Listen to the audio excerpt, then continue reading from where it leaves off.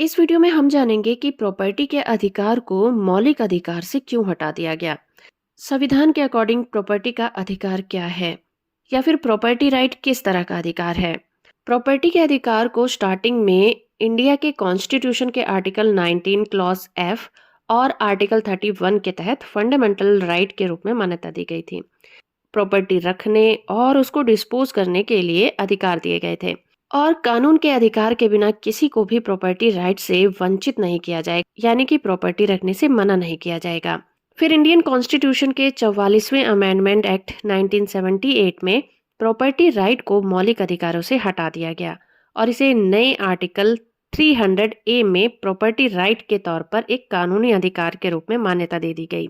और आर्टिकल 300 ए ये कहता है कि कोई भी व्यक्ति अपनी प्रॉपर्टी को बचाने से वंचित नहीं रह सकता, यानी कि हर व्यक्ति अपनी प्रॉपर्टी को बचाने का अधिकार रखता है।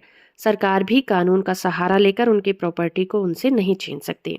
सुप्रीम कोर्ट ने भी इसे मान्यता दी है कि सरकार को किसी भी जमीन को लेते वक्त कानून का पालन करना होगा। हालांकि प्रॉपर्टी का अधिकार मौलिक अधिकार नहीं है, फिर भी ये लोगों का बहुत इंपॉर्टेंट राइट है। तो अब सरकार बिना किसी लीगल प्रोसेस के किसी भी प्रॉपर्टी को जबरन किसी से नहीं हथिया सकती।